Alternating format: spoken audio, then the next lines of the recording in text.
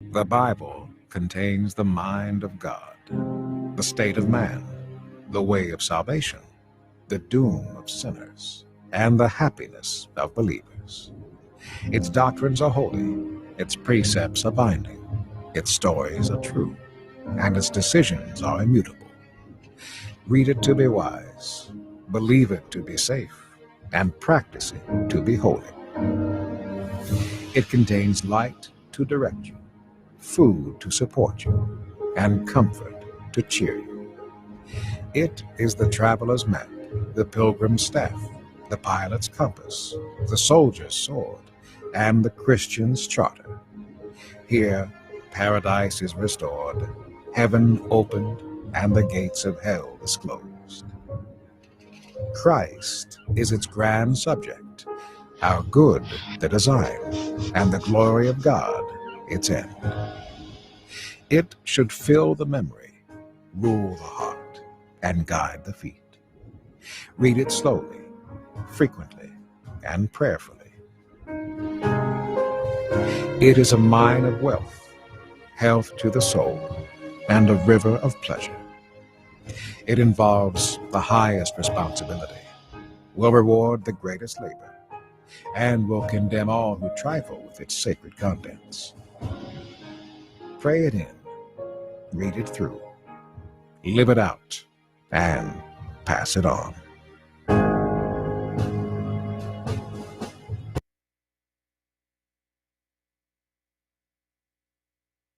The books of 1st and 2nd Kings, although they're two separate books in our Bibles, they were originally written as one book, a unified story that continues on from the book of Samuel that came before it. So David has unified the tribes of Israel into a kingdom, and God promised that from his line would come a messianic king who would establish God's kingdom over the nations and fulfill the promises made to Abraham. So the book of Kings tells the story of the long line of kings that came after David, and none of them lived up to that promise. In fact, they run the nation of Israel right into the ground. The book is designed to have 5 main movements. The story begins and ends focused on Jerusalem, first with Solomon's reign and the construction of the temple, and then in this last section ending with Jerusalem's destruction and Israel's exile to Babylon. And the story leading up to this tragedy is what makes up the center 3 sections, which explain how Israel split into 2 rival kingdoms, how God tried to prevent the corruption of Israel by sending the prophets, and how exile became the unavoidable consequence of Israel's sin. The book opens with 2 chapters about the kingdom passing from the aging David to his son Solomon. And David's final words to Solomon, they're very similar to those of Moses and Joshua and Samuel to the people. It's a call to remain faithful to the commands of the covenant and to give allegiance to the God of Israel alone. But David's words ring somewhat hollow here because David and Solomon then go on to conspire how they're going to consolidate this new kingdom through a whole series of political assassinations. It's not off to a great start. Solomon's brightest moment comes when he asks God for wisdom to lead Israel, and he even completes David's dream to make a temple for the God of Israel. Here the story actually stops and describes the design of this temple in detail, just like the tabernacle design in the Torah. There's all these gold and jewels and depictions of angels and fruit trees. It's all symbolism echoing back to the Garden of Eden. It's the place where heaven and earth meet, where God's presence dwells with his people. But no sooner does Solomon finish the temple that he makes some really horrible choices and the kingdom falls apart. He starts marrying the daughters of other kings, hundreds of them, for political alliances. And then he adopts their gods and introduces the worship of those gods into Israel. Solomon then accumulates huge amounts of wealth. He builds a huge army. He even institutes slave labor for all of his building projects. Now, if you go back to the Torah and look at God's guidelines for Israel's kings in Deuteronomy 17, Solomon is breaking every one. So by the time that he dies, Solomon resembles Pharaoh, the king of Egypt, more than he does his father David. The next section of the book opens with Solomon's son, Rehoboam, acting just like his father. It's a very sad story of greed and lust for power. He tries to increase taxes for slave labor. And under the leadership of Jeroboam, the northern tribes reject this. they rebel and secede and form their own rival kingdom. And so now in the story, you have the southern kingdom, Judah, centered in Jerusalem with kings from the line of David, and now this new northern kingdom called Israel, whose capital will be Samaria eventually. Jeroboam also goes on to build 2 new temples to compete with Solomon's temple in the south. He puts a golden calf in each one to represent the God of Israel. The connection to Exodus 32 and the golden calf, it's all quite explicit. From this point on, the story goes back and forth from north to south, tracing the fate of both kingdoms. Each one had about 20 successive kings, and as the author introduces each king, he evaluates their reign by a few criteria. Did they worship the God of Israel alone, or did they promote the worship of other gods? Did they deal with idolatry among the people? And did they remain faithful to the covenant like David, or do they become corrupt and unjust? And according to these criteria, the author finds no good kings in northern Israel, 0 for 20. And then in southern Judah, only 8 out of 20 get a positive rating, which connects to another huge purpose in this book, and that's to introduce the role of the prophets, key figures in Israel's history. So in the Bible, prophets were not fortune tellers. Rather, they spoke on behalf of the God of Israel, and they played the role of covenant watchdogs, which means they called out idolatry and injustice among the kings and the people. They were constantly reminding Israel of their calling to be a light to the nations, that they should obey the commands of the Torah, and so the prophets challenged Israel to repent and follow their God. In these center sections for each king, God then raises up prophets to hold them accountable. And the most prominent prophets are the northern ones, Elijah and his disciple Elisha, right here in the center of the book. Elijah was a wild man of a prophet living out in the desert, and his arch nemesis was the northern king Ahab and his Canaanite wife Jezebel. Together, these two had instituted the worship of the Canaanite god Baal over Israel. And so in a famous story, Elijah challenged 450 prophets of Baal to a contest to see which god was real. So they both build altars and pray to their gods, but only the God of Israel answers with fire. After this, Ahab uses his royal power to murder an Israelite farmer and then steal his family's vineyard. And Elijah again confronts Ahab's injustice, and he announces the downfall of his house. Elijah eventually passes the mantle of his prophetic leadership to a young disciple named Elisha, who asks for 2 times the authority of Elijah. And what's fascinating here is how the author, he's recounted 7 miraculous feats for Elijah, and then he offers stories of 14 acts of power from Elisha. Both prophets were clearly remarkable men, and they played the same role, confronting Israel's kings for idolatry and injustice. And ultimately, they were unsuccessful in turning Israel back from apostasy. In the next section, the northern kingdom is rocked by a bloody revolution started by a king named Jehu, who destroys Ahab's family. And although Jehu was at first commissioned by God, his violence just gets out of control, and it creates the spiral of political assassinations and rebellions from which Israel never recovered. Coup follows coup after Jehu, and each king follows other gods, allows horrible injustice. It all leads up to 2 Kings chapter 17.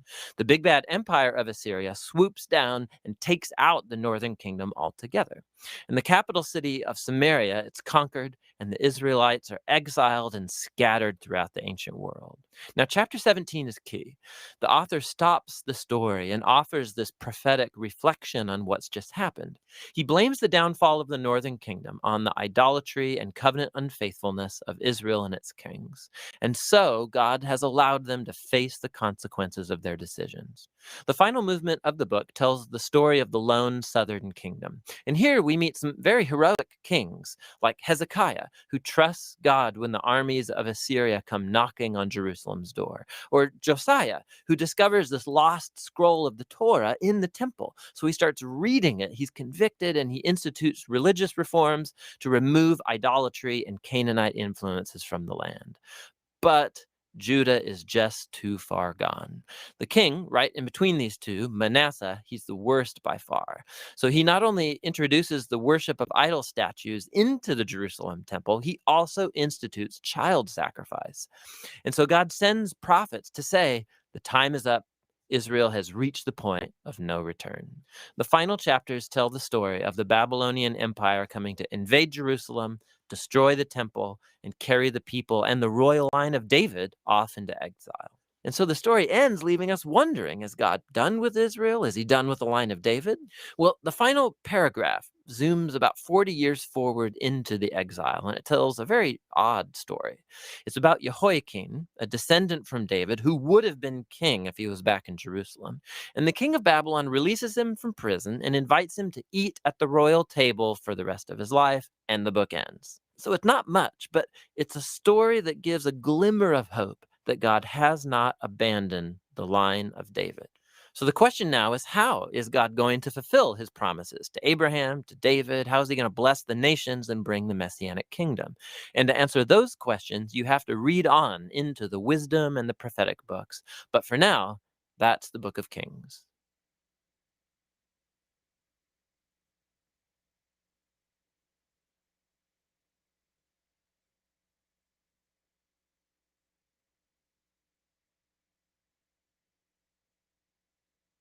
First Kings 1. Now King David was old and advanced in years, and although they covered him with clothes, he could not get warm. Therefore his servants said to him, Let a young woman be sought for my lord the king, and let her wait on the king and be in his service.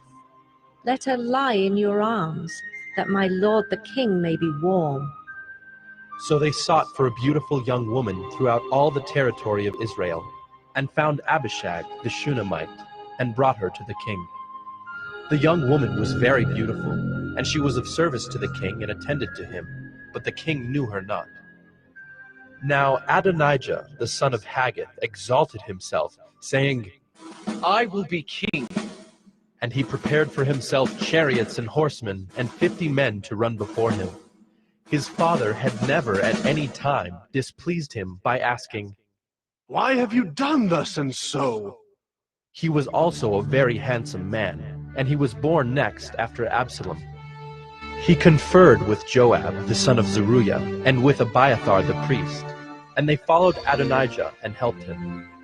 But Zadok the priest, and Benaiah the son of Jehoiada, and Nathan the prophet, and Shimei and Rei, and David's mighty men, were not with Adonijah. Adonijah sacrificed sheep, oxen, and fattened cattle by the serpent's stone, which is beside En-rogel, and he invited all his brothers, the king's sons, and all the royal officials of Judah. But he did not invite Nathan the prophet, or Benaiah, or the mighty men, or Solomon his brother. Then Nathan said to Bathsheba, the mother of Solomon, Have you not heard that Adonijah the son of Haggith has become king, and David our Lord does not know it? Now therefore come, let me give you advice, that you may save your own life and the life of your son Solomon.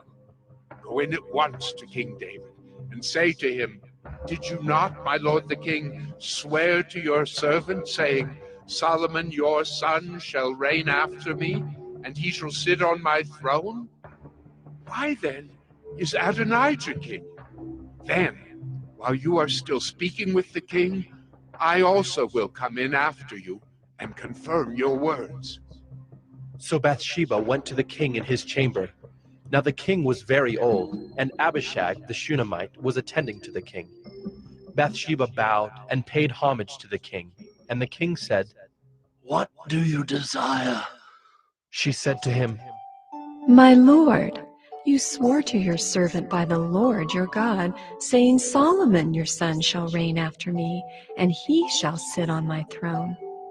And now, behold, Adonijah is king, although you, my lord the king, do not know it. He has sacrificed oxen, fattened cattle, and sheep in abundance, and has invited all the sons of the king, Abiathar the priest, and Joab the commander of the army. But Solomon your servant he is not invited. And now, my lord the king, the eyes of all Israel are on you, to tell them who shall sit on the throne of my lord the king after him. Otherwise it will come to pass, when my lord the king sleeps with his fathers, that I and my son Solomon will be counted offenders. While she was still speaking with the king, Nathan the prophet came in, and they told the king, Here is Nathan the prophet. And when he came in before the king, He bowed before the king, with his face to the ground. And Nathan said, My lord, the king, have you said, Adonijah shall reign after me, and he shall sit on my throne? For he has gone down this day, and has sacrificed oxen, fattened cattle and sheep in abundance, and has invited all the king's sons, the commanders of the army, and Abiathar the priest. And behold, they are eating and drinking before him, and saying, Long live King Adonijah!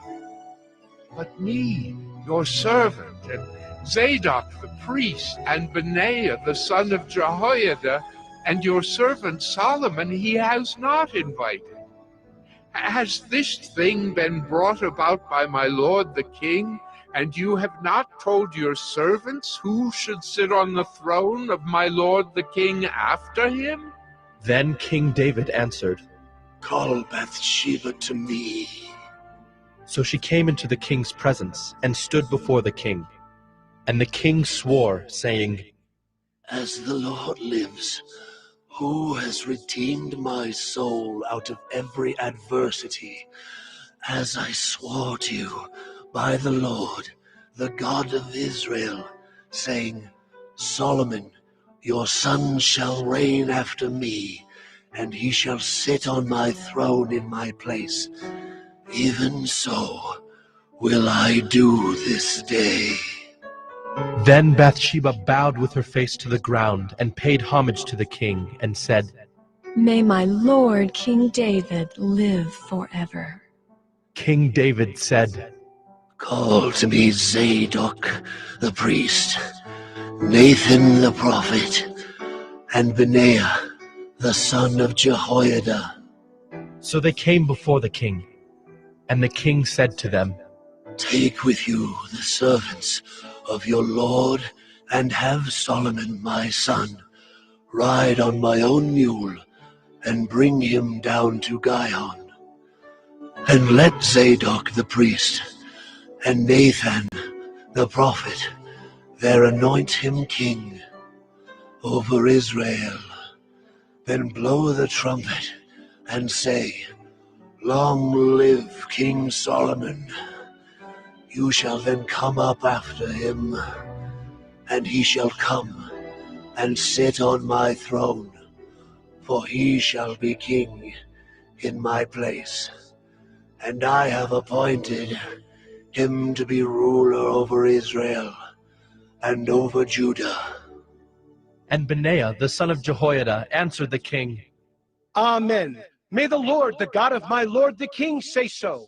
As the Lord has been with my lord the king, even so may he be with Solomon, and make his throne greater than the throne of my lord King David.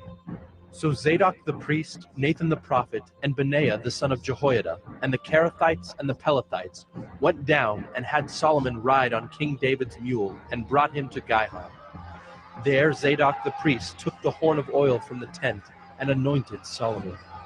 Then they blew the trumpet, and all the people said, Long live King Solomon!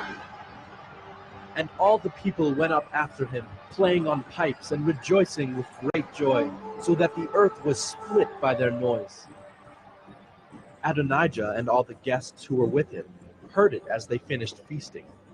And when Joab heard the sound of the trumpet, he said, What does this uproar in the city mean?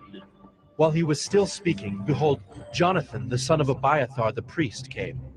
And Adonijah said, Come in, for you are a worthy man and bring good news.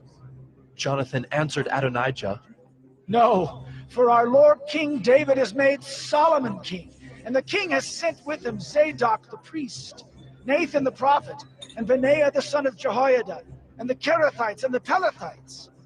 And they had him ride on the king's mule. And Zadok the priest and Nathan the prophet have anointed him king at Gihon. And they have gone up from there rejoicing, so that the city is in an uproar. This is the noise that you have heard. Solomon sits on the royal throne. Moreover, the king's servants came to congratulate our Lord King David, saying, May your God make the name of Solomon more famous than yours, and make his throne greater than your throne. And the king bowed himself on the bed. And the king also said, Blessed be the Lord, the God of Israel, who has granted someone to sit on my throne this day, my own eyes seeing it. Then all the guests of Adonijah trembled and rose, and each went his own way. And Adonijah feared Solomon, so he arose and went, and took hold of the horns of the altar. Then it was told Solomon, Behold, Adonijah fears King Solomon. For behold, he has laid hold of the horns of the altar, saying, Let King Solomon swear to me first that he will not put his servant to death with the sword. And Solomon said, If he will show himself a worthy man, not one of his hairs shall fall to the earth. But if wickedness is found in him, he shall die. So King Solomon sent, and they brought him down from the altar. And he came and paid homage to King Solomon. And Solomon said to him, Go to your house.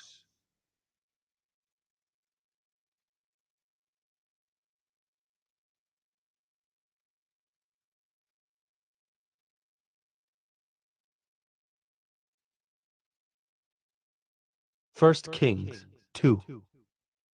When David's time to die drew near, he commanded Solomon his son, saying, I am about to go the way of all the earth.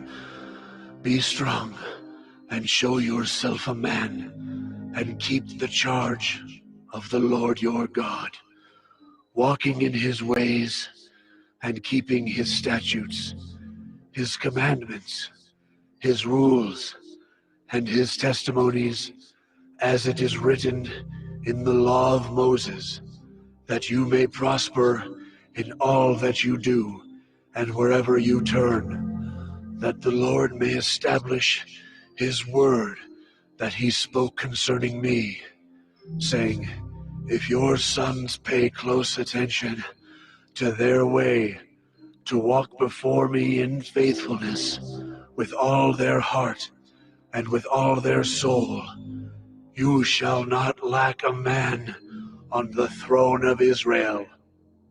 Moreover, you also know what Joab, the son of Zeruiah, did to me, how he dealt with the two commanders of the armies of Israel, Abner, the son of Ner, and Amasa, the son of Jether, whom he killed, avenging in time of peace for blood that had been shed in war, and putting the blood of war on the belt around his waist and on the sandals on his feet. Act therefore according to your wisdom, but do not let his gray head go down to Sheol in peace, but deal loyally with the sons of Barzillai, the Gileadite, and let them be among those who eat at your table. For with such loyalty they met me when I fled from Absalom, your brother. And there is also with you Shimei, the son of Gera, the Benjaminite, from Bahurim, who cursed me with a grievous curse on the day when I went to Mahanaim. But when he came down to meet me at the Jordan, I swore to him by the Lord, saying, I will not put you to death with the sword. Now therefore, do not hold him guiltless, for you are a wise man.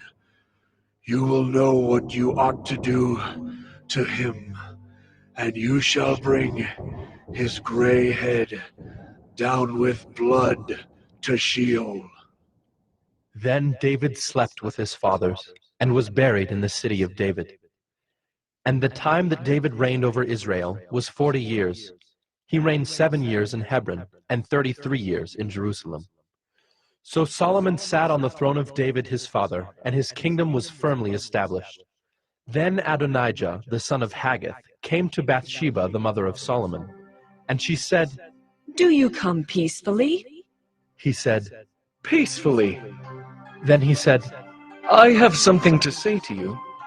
She said, Speak. he said, You know that the kingdom was mine, and that all Israel fully expected me to reign. However, the kingdom has turned about and become my brother's, for it was his from the Lord. And now I have one request to make of you. Do not refuse me. she said to him, Speak. and he said, Please, ask King Solomon, he will not refuse you, to give me Abishag the Shunammite as my wife. Bathsheba said, Very well. I will speak for you to the king. So Bathsheba went to King Solomon to speak to him on behalf of Adonijah. And the king rose to meet her and bowed down to her. Then he sat on his throne and had a seat brought for the king's mother, and she sat on his right. Then she said, I have one small request to make of you. Do not refuse me. and the king said to her, Make your request, my mother, for I will not refuse you. she said, Let Abishag the Shunammite be given to Adonijah your brother as his wife. King Solomon answered his mother, And why do you ask Abishag the Shunammite for Adonijah? Ask for him the kingdom also, for he is my older brother, and on his side are Abiathar the priest, and Joab the son of Zeruiah. Then King Solomon swore by the Lord, saying, God do so to me and more also, if this word does not cost Adonijah his life.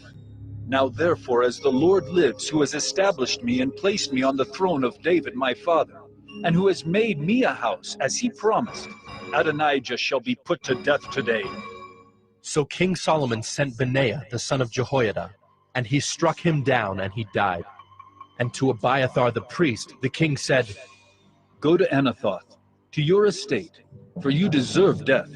But I will not at this time put you to death, because you carried the ark of the Lord God before David my father, and because you shared in all my father's affliction. So Solomon expelled Abiathar from being priest to the Lord, thus fulfilling the word of the Lord that he had spoken concerning the house of Eli in Shiloh. When the news came to Joab, for Joab had supported Adonijah, although he had not supported Absalom, Joab fled to the tent of the Lord and caught hold of the horns of the altar. And when it was told King Solomon, Joab has fled to the tent of the Lord, and behold, he is beside the altar. Solomon sent Benaiah the son of Jehoiada, saying, Go, strike him down. So Benaiah came to the tent of the Lord and said to him, The king commands, come out! But he said, No, I will die here. Then Benaiah brought the king word again, saying, Thus said Joab, and thus he answered me. The king replied to him, Do as he has said. Strike him down and bury him, and thus take away from me and from my father's house the guilt for the blood that Joab shed without cause. The Lord will bring back his bloody deeds on his own head, because without the knowledge of my father David, he attacked and killed with the sword 2 men more righteous and better than himself, Abner, the son of Ner, commander of the army of Israel, and Amasa, the son of Jether, commander of the army of Judah. So shall their blood come back on the head of Joab and on the head of his descendants forever. But for David, and for his descendants, and for his house, and for his throne, there shall be peace from the Lord forevermore. Then Benaiah the son of Jehoiada went up and struck him down and put him to death, and he was buried in his own house in the wilderness. The king put Benaiah the son of Jehoiada over the army in place of Joab, and the king put Zadok the priest in the place of Abiathar. Then the king sent and summoned Shimei and said to him, Build yourself a house in Jerusalem, and dwell there, and do not go out from there to any place whatever. For on the day you go out and cross the brook Kidron, know for certain that you shall die. Your blood shall be on your own head. And Shimei said to the king, What you say is good, as my lord the king has said, so will your servant do. So Shimei lived in Jerusalem many days. But it happened at the end of 3 years that 2 of Shimei's servants ran away to Achish, son of Maacah, king of Gath. And when it was told Shimei, Behold, your servants are in Gath. Shimei arose and saddled a donkey and went to Gath to Achish to seek his servants. Shimei went and brought his servants from Gath. And when Solomon was told that Shimei had gone from Jerusalem to Gath and returned, the king sent and summoned Shimei and said to him, Did I not make you swear by the Lord and solemnly warn you, saying, Know for certain that on the day you go out and go to any place whatever, you shall die? And you said to me, What you say is good, I will obey. Why then have you not kept your oath to the Lord, and the commandment with which I commanded you? The king also said to Shimei, You know in your own heart all the harm that you did to David my father. So the Lord will bring back your harm on your own head.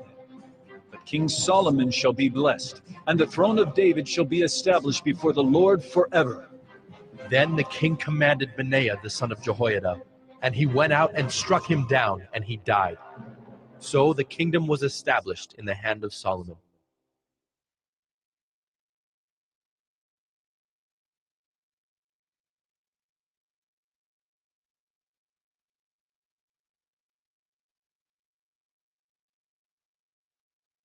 First Kings 3. Solomon made a marriage alliance with Pharaoh, king of Egypt. He took Pharaoh's daughter and brought her into the city of David until he had finished building his own house and the house of the Lord and the wall around Jerusalem. The people were sacrificing at the high places, however, because no house had yet been built for the name of the Lord. Solomon loved the Lord, walking in the statutes of David his father. Only he sacrificed and made offerings at the high places. And the king went to Gibeon to sacrifice there, for that was the great high place. Solomon used to offer 1,000 burnt offerings on that altar. At Gibeon, the Lord appeared to Solomon in a dream by night, and God said, Ask what I shall give you. And Solomon said, You have shown great and steadfast love to your servant David my father, because he walked before you in faithfulness, in righteousness, and in uprightness of heart toward you. And you have kept for him this great and steadfast love, and have given him a son to sit on his throne this day. And now, O Lord my God, you have made your servant king in place of David my father. Although I am but a little child, I do not know how to go out or come in. And your servant is in the midst of your people whom you have chosen, a great people, too many to be numbered or counted for multitude. Give your servant, therefore, an understanding mind to govern your people, that I may discern between good and evil. For who is able to govern this, your great people? It pleased the Lord that Solomon had asked this. And God said to him, Because you have asked this, and have not asked for yourself long life, or riches, or the life of your enemies, but have asked for yourself understanding to discern what is right, behold, I now do according to your word. Behold, I give you a wise and discerning mind, so that none like you has been before you, and none like you shall arise after you. I give you also what you have not asked, both riches and honor, so that no other king shall compare with you all your days. And if you will walk in my ways, keeping my statutes and my commandments, as your father David walked, then I will lengthen your days. And Solomon awoke, and behold, it was a dream. Then he came to Jerusalem, and stood before the ark of the covenant of the Lord, and offered up burnt offerings and peace offerings, and made a feast for all his servants. Then 2 prostitutes came to the king, and stood before him. The one woman said, Oh, my lord, this woman and I live in the same house, and I gave birth to a child while she was in the house. Then on the 3rd day after I gave birth, this woman also gave birth, and we were alone. There was no one else with us in the house. Only we 2 were in the house. And this woman's son died in the night because she lay on him. And she arose at midnight and took my son from beside me while your servants slept, and laid him at her breast, and laid her dead son at my breast. When I rose in the morning to nurse my child, behold, he was dead. But when I looked at him closely in the morning, behold, he was not the child that I had born. But the other woman said, No, the living child is mine, and the dead child is yours. The first said, No, the dead child is yours, and the living child is mine. Thus they spoke before the king. Then the king said, The one says, This is my son that is alive, and your son is dead. And the other says, No, but your son is dead, and my son is the living one. And the king said, Bring me a sword. So a sword was brought before the king. And the king said, Divide the living child in two, and give half to the one and half to the other.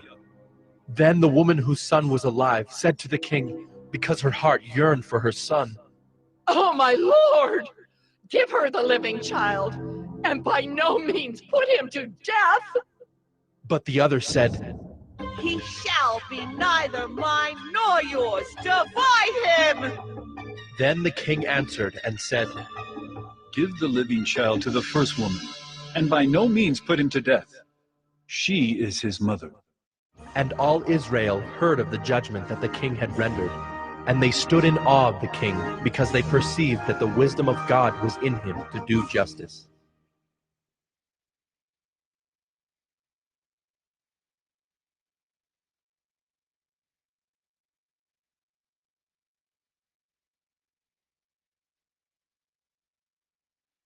First Kings 4. King Solomon was king over all Israel, and these were his high officials. Azariah, the son of Zadok, was the priest. Elihoreph and Ahijah, the sons of Shisha, were secretaries. Jehoshaphat, the son of Ahilud, was recorder. Benaiah, the son of Jehoiada, was in command of the army. Zadok and Abiathar were priests. Azariah, the son of Nathan, was over the officers. Zabud, the son of Nathan, was priest and king's friend. Ahishar was in charge of the palace, and Adoniram, the son of Abda, was in charge of the forced labor. Solomon had 12 officers over all Israel, who provided food for the king and his household. Each man had to make provision for 1 month in the year. These were their names: Ben-Hur in the hill country of Ephraim, Ben-Deker in Makaz, Shaalbim, Beth-Shemesh, and Elon Beth-Hanan, Ben-Hesed in Arubboth. To him belonged Soko and all the land of Hepher. Ben-Abinadab in all Naphthdor. He had Taphath, the daughter of Solomon, as his wife. Baana, the son of Ahilud, in Taanach, Megiddo, and all Bethshean that is beside Zarethan below Jezreel, and from Bethshean to Abel-Meholah, as far as the other side of Jokmeam. Ben-Geber in Ramoth-Gilead. He had the villages of Jair, the son of Manasseh, which are in Gilead, and he had the region of Argob, which is in Bashan, 60 great cities, with walls and bronze bars. Ahinadab, the son of Iddo, in Mahanaim. Ahimaaz in Naphtali. He had taken Basemath, the daughter of Solomon, as his wife. Baana, the son of Hushai, in Asher and Bealoth. Jehoshaphat, the son of Peruah, in Issachar. Shimei, the son of Elah, in Benjamin. Geber, the son of Uri, in the land of Gilead, the country of Sihon, king of the Amorites, and of Og, king of Bashan. And there was one governor who was over the land. Judah and Israel were as many as the sand by the sea. They ate and drank and were happy. Solomon ruled over all the kingdoms, from the Euphrates to the land of the Philistines and to the border of Egypt. They brought tribute and served Solomon all the days of his life. Solomon's provision for 1 day was 30 cores of fine flour and 60 cores of meal, 10 fat oxen, and 20 pasture-fed cattle, 100 sheep, besides deer, gazelles, roebucks, and fattened fowl. For he had dominion over all the region west of the Euphrates, from Tifsa to Gaza, over all the kings west of the Euphrates. And he had peace on all sides around him. And Judah and Israel lived in safety, from Dan even to Beersheba, every man under his vine and under his fig tree, all the days of Solomon. Solomon also had 40,000 stalls of horses for his chariots, and 12,000 horsemen.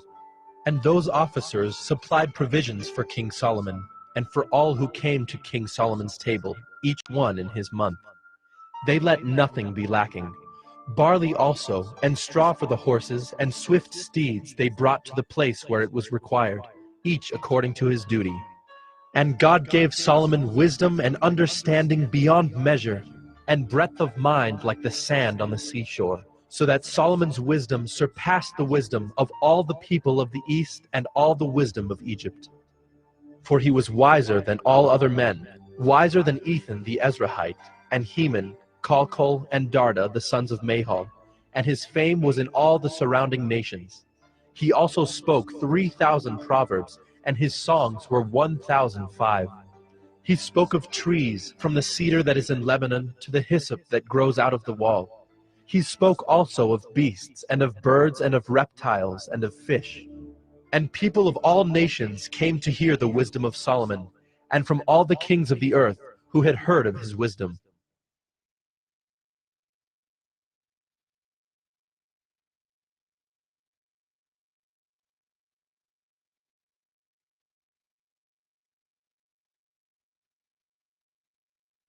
First Kings 5. Now Hiram, king of Tyre, sent his servants to Solomon when he heard that they had anointed him king in place of his father, for Hiram always loved David. And Solomon sent word to Hiram, You know that David, my father, could not build a house for the name of the Lord his God, because of the warfare with which his enemies surrounded him, until the Lord put them under the soles of his feet. But now the Lord my God has given me rest on every side. There is neither adversary nor misfortune. And so I intend to build a house for the name of the Lord my God. As the Lord said to David my father, Your son whom I will set on your throne in your place shall build the house for my name. Now therefore, command that cedars of Lebanon be cut for me, and my servants will join your servants, and I will pay you for your servants such wages as you set. For you know that there is no one among us who knows how to cut timber like the Sidonians. As soon as Hiram heard the words of Solomon, he rejoiced greatly and said, Blessed be the Lord this day, who has given to David a wise son to be over this great people. And Hiram sent to Solomon, saying, I have heard the message that you have sent to me. I am ready to do all you desire in the matter of cedar and cypress timber. My servants shall bring it down to the sea from Lebanon, and I will make it into rafts to go by sea to the place you direct. And I will have them broken up there, and you shall receive it. And you shall meet my wishes by providing food for my household. So Hiram supplied Solomon with all the timber of cedar and cypress that he desired, while Solomon gave Hiram 20,000 cores of wheat as food for his household, and 20,000 cores of beaten oil. Solomon gave this to Hiram year by year, and the Lord gave Solomon wisdom as he promised him. And there was peace between Hiram and Solomon, and the two of them made a treaty. King Solomon drafted forced labor out of all Israel, and the draft numbered 30,000 men. And he sent them to Lebanon, 10,000 a month in shifts. They would be a month in Lebanon and 2 months at home. Adoniram was in charge of the draft. Solomon also had 70,000 burden bearers and 80,000 stone cutters in the hill country, besides Solomon's 3,300 chief officers who were over the work, who had charge of the people who carried on the work. At the king's command, they quarried out great costly stones in order to lay the foundation of the house with dressed stones. So Solomon's builders and Hiram's builders, and the men of Gebal did the cutting, and prepared the timber and the stone to build the house.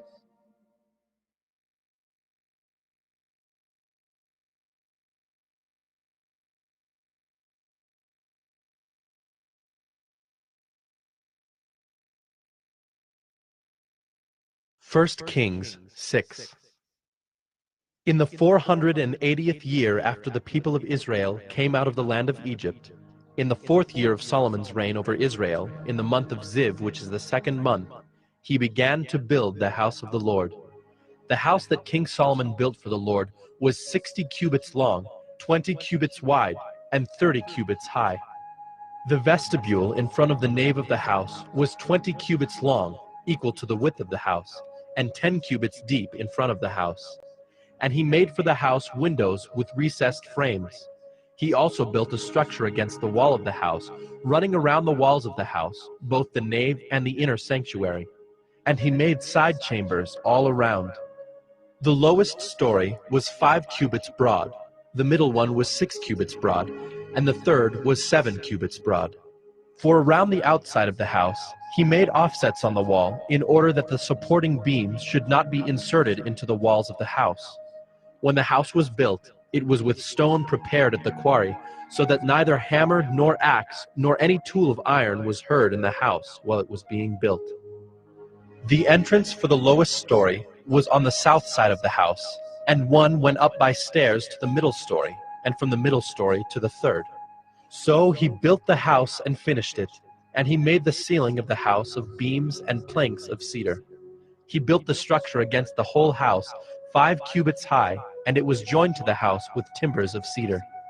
Now the word of the Lord came to Solomon. Concerning this house that you are building, if you will walk in my statutes and obey my rules and keep all my commandments and walk in them, then I will establish my word with you, which I spoke to David your father, and I will dwell among the children of Israel, and will not forsake my people Israel. So Solomon built the house and finished it. He lined the walls of the house on the inside with boards of cedar. From the floor of the house to the walls of the ceiling, he covered them on the inside with wood, and he covered the floor of the house with boards of cypress. He built 20 cubits of the rear of the house with boards of cedar from the floor to the walls, and he built this within as an inner sanctuary, as the most holy place. The house, that is the nave in front of the inner sanctuary, was 40 cubits long. The cedar within the house was carved in the form of gourds and open flowers. All was cedar. No stone was seen. The inner sanctuary he prepared in the innermost part of the house, to set there the ark of the covenant of the Lord. The inner sanctuary was 20 cubits long, 20 cubits wide, and 20 cubits high, and he overlaid it with pure gold. He also overlaid an altar of cedar. And Solomon overlaid the inside of the house with pure gold, and he drew chains of gold across in front of the inner sanctuary, and overlaid it with gold. And he overlaid the whole house with gold until all the house was finished. Also, the whole altar that belonged to the inner sanctuary he overlaid with gold. In the inner sanctuary he made 2 cherubim of olive wood, each 10 cubits high. 5 cubits was the length of one wing of the cherub, and 5 cubits the length of the other wing of the cherub. It was 10 cubits from the tip of one wing to the tip of the other. The other cherub also measured 10 cubits. Both cherubim had the same measure and the same form. The height of one cherub was 10 cubits, and so was that of the other cherub. He put the cherubim in the innermost part of the house, and the wings of the cherubim were spread out so that a wing of one touched the one wall, and a wing of the other cherub touched the other wall. Their other wings touched each other in the middle of the house. And he overlaid the cherubim with gold. Around all the walls of the house he carved engraved figures of cherubim, and palm trees and open flowers in the inner and outer rooms. The floor of the house he overlaid with gold in the inner and outer rooms. For the entrance to the inner sanctuary, he made doors of olive wood. The lintel and the doorposts were 5-sided. He covered the 2 doors of olive wood with carvings of cherubim, palm trees, and open flowers. He overlaid them with gold, and spread gold on the cherubim and on the palm trees.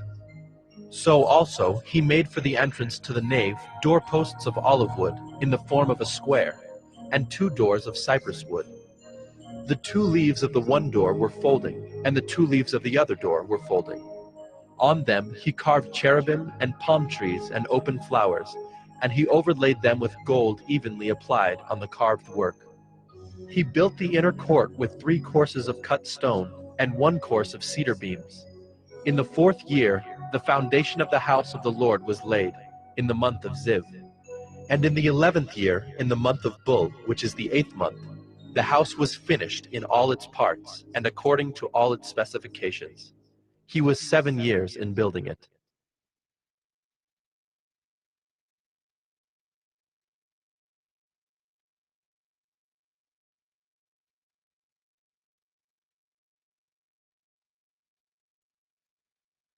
First Kings 7. Solomon was building his own house 13 years, and he finished his entire house. He built the house of the forest of Lebanon. Its length was 100 cubits, and its breadth 50 cubits, and its height 30 cubits. And it was built on 4 rows of cedar pillars, with cedar beams on the pillars.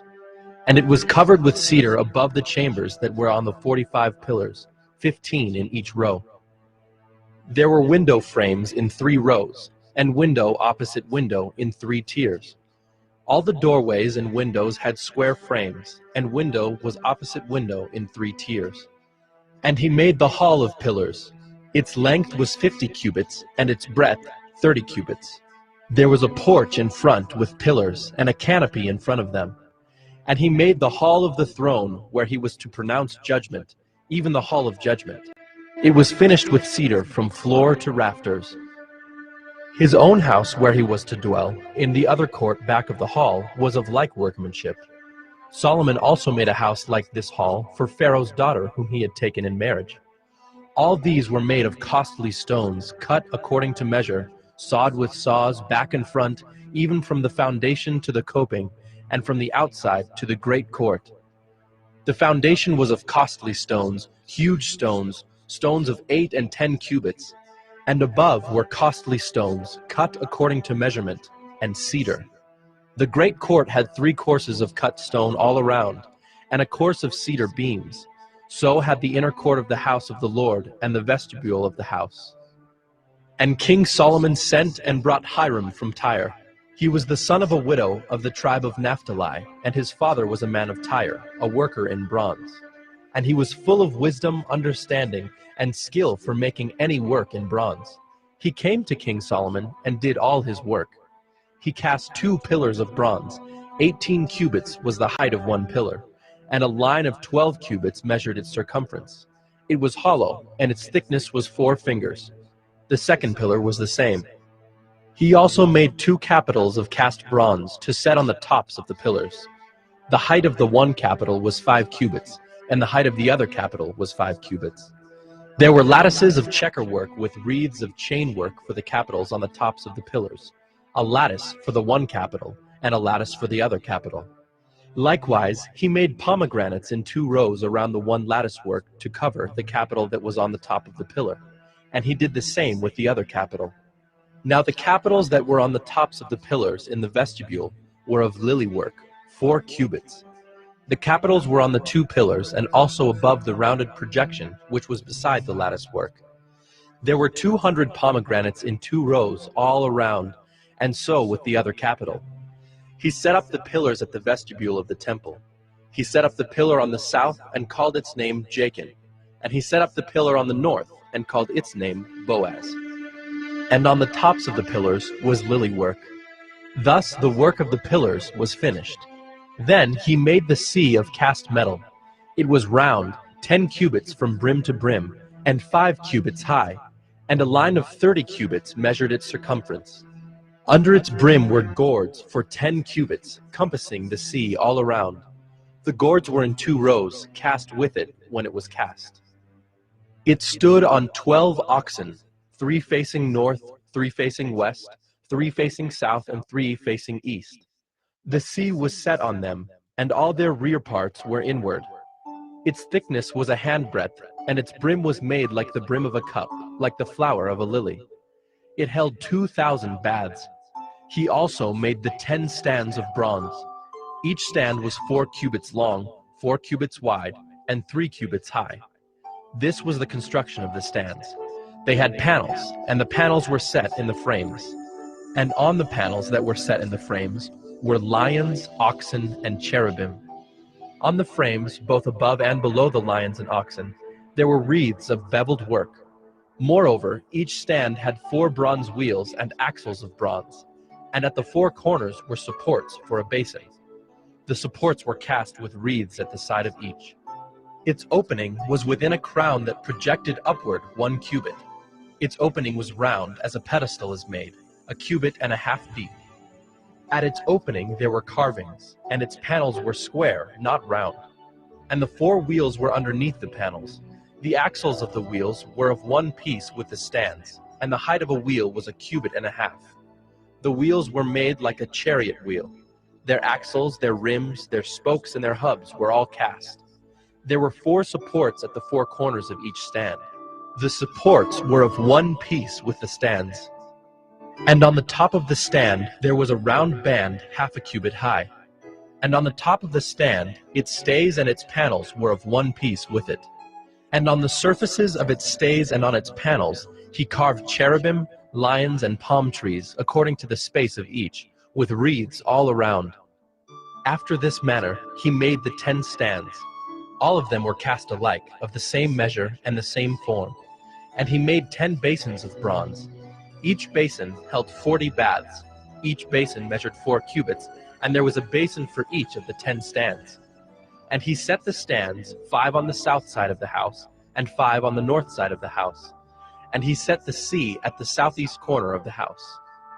Hiram also made the pots, the shovels, and the basins. So Hiram finished all the work that he did for King Solomon on the house of the Lord.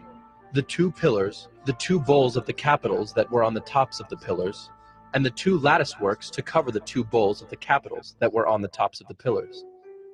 And the 400 pomegranates for the 2 lattice works, 2 rows of pomegranates for each lattice work, to cover the 2 bowls of the capitals that were on the pillars.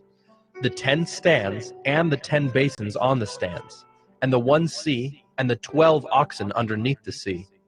Now the pots, the shovels, and the basins, all these vessels in the house of the Lord, which Hiram made for King Solomon, were of burnished bronze. In the plain of the Jordan the king cast them, in the clay ground between Succoth and Zarethan. And Solomon left all the vessels unweighed, because there were so many of them. The weight of the bronze was not ascertained. So Solomon made all the vessels that were in the house of the Lord: the golden altar, the golden table for the bread of the presence, the lampstands of pure gold, 5 on the south side and 5 on the north, before the inner sanctuary, the flowers, the lamps, and the tongs of gold, the cups, snuffers, basins, dishes for incense, and fire pans of pure gold, and the sockets of gold for the doors of the innermost part of the house, the most holy place, and for the doors of the nave of the temple. Thus all the work that King Solomon did on the house of the Lord was finished. And Solomon brought in the things that David his father had dedicated, the silver, the gold, and the vessels, and stored them in the treasuries of the house of the Lord.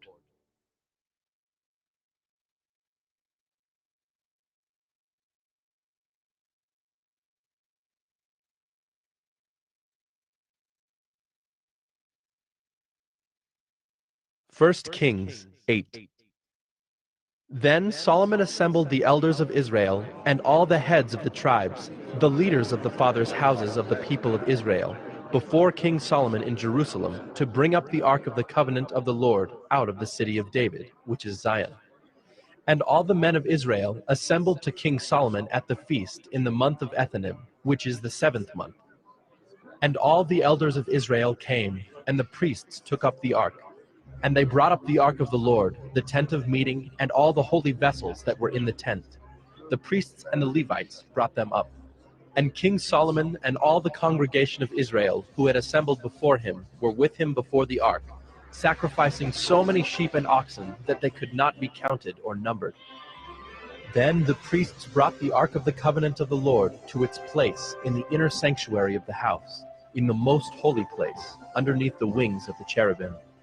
For the cherubim spread out their wings over the place of the ark, so that the cherubim overshadowed the ark and its poles. And the poles were so long that the ends of the poles were seen from the holy place, before the inner sanctuary, but they could not be seen from outside. And they are there to this day. There was nothing in the ark except the 2 tablets of stone that Moses put there at Horeb, where the Lord made a covenant with the people of Israel when they came out of the land of Egypt. And when the priests came out of the holy place, a cloud filled the house of the Lord, so that the priests could not stand to minister because of the cloud, for the glory of the Lord filled the house of the Lord. Then Solomon said, "The Lord has said that he would dwell in thick darkness. I have indeed built you an exalted house, a place for you to dwell in forever." Then the king turned around and blessed all the assembly of Israel, while all the assembly of Israel stood. And he said, "Blessed be the Lord, the God of Israel, who with his hand has fulfilled what he promised with his mouth to David my father, saying, since the day that I brought my people Israel out of Egypt, I chose no city out of all the tribes of Israel in which to build a house, that my name might be there, but I chose David to be over my people Israel. Now it was in the heart of David my father to build a house for the name of the Lord, the God of Israel. But the Lord said to David my father, whereas it was in your heart to build a house for my name, you did well that it was in your heart. Nevertheless, you shall not build the house, but your son who shall be born to you shall build the house for my name. Now the Lord has fulfilled his promise that he made. For I have risen in the place of David my father, and sit on the throne of Israel as the Lord promised, and I have built the house for the name of the Lord, the God of Israel. And there I have provided a place for the ark, in which is the covenant of the Lord, that he made with our fathers when he brought them out of the land of Egypt. Then Solomon stood before the altar of the Lord in the presence of all the assembly of Israel, and spread out his hands toward heaven, and said, O Lord, God of Israel, there is no God like you in heaven above or on earth beneath, keeping covenant and showing steadfast love to your servants who walk before you with all their heart, who have kept with your servant David, my father, what you declared to him. You spoke with your mouth, and with your hand have fulfilled it this day. Now therefore, O Lord, God of Israel, keep for your servant David, my father, what you have promised him, saying, you shall not lack a man to sit before me on the throne of Israel, if only your sons pay close attention to their way, to walk before me, as you have walked before me. Now therefore, O God of Israel, let your word be confirmed, which you have spoken to your servant David my father. But will God indeed dwell on the earth? Behold, heaven and the highest heaven cannot contain you. How much less this house that I have built? Yet have regard to the prayer of your servant and to his plea. O Lord my God, listening to the cry and to the prayer that your servant prays before you this day, that your eyes may be open night and day toward this house, the place of which you have said, my name shall be there, that you may listen to the prayer that your servant offers toward this place, and listen to the plea of your servant and of your people Israel, when they pray toward this place, and listen in heaven, your dwelling place, and when you hear, forgive. If a man sins against his neighbor, and is made to take an oath, and comes and swears his oath before your altar in this house, then hear in heaven, and act and judge your servants, condemning the guilty by bringing his conduct on his own head, and vindicating the righteous by rewarding him according to his righteousness. When your people Israel are defeated before the enemy because they have sinned against you, and if they turn again to you and acknowledge your name, and pray and plead with you in this house, then hear in heaven and forgive the sin of your people Israel, and bring them again to the land that you gave to their fathers. When heaven is shut up, and there is no rain because they have sinned against you, if they pray toward this place, and acknowledge your name, and turn from their sin when you afflict them, then hear in heaven and forgive the sin of your servants, your people Israel, when you teach them the good way in which they should walk, and grant rain upon your land, which you have given to your people as an inheritance. If there is famine in the land, if there is pestilence, or blight, or mildew, or locust, or caterpillar, if their enemy besieges them in the land at their gates, whatever plague, whatever sickness there is, whatever prayer, whatever plea is made by any man, or by all your people Israel, each knowing the affliction of his own heart, and stretching out his hands toward this house, then hear in heaven your dwelling place, and forgive and act and render to each whose heart you know, according to all his ways, for you only know the hearts of all the children of mankind, that they may fear you all the days that they live in the land that you gave to our fathers. Likewise, when a foreigner who is not of your people Israel comes from a far country for your name's sake, for they shall hear of your great name and your mighty hand and of your outstretched arm, when he comes and prays toward this house, Hear in heaven your dwelling place, and do according to all for which the foreigner calls to you, in order that all the peoples of the earth may know your name and fear you, as do your people Israel, and that they may know that this house that I have built is called by your name. If your people go out to battle against their enemy, by whatever way you shall send them, and they pray to the Lord toward the city that you have chosen, and the house that I have built for your name, then hear in heaven their prayer and their plea, and maintain their cause. If they sin against you, for there is no one who does not sin, and you are angry with them and give them to an enemy, so that they are carried away captive to the land of the enemy, far off or near.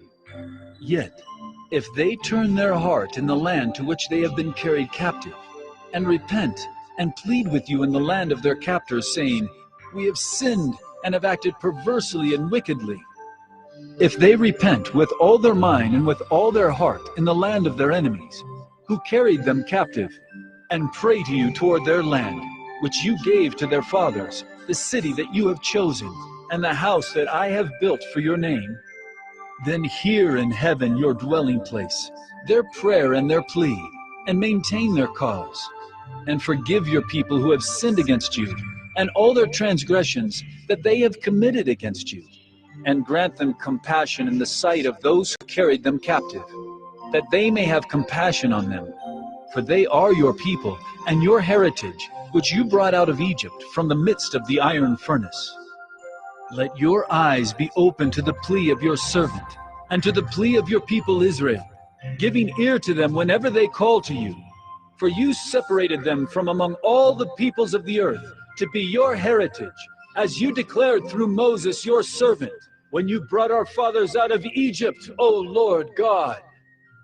Now as Solomon finished offering all this prayer and plea to the Lord, he arose from before the altar of the Lord, where he had knelt with hands outstretched toward heaven.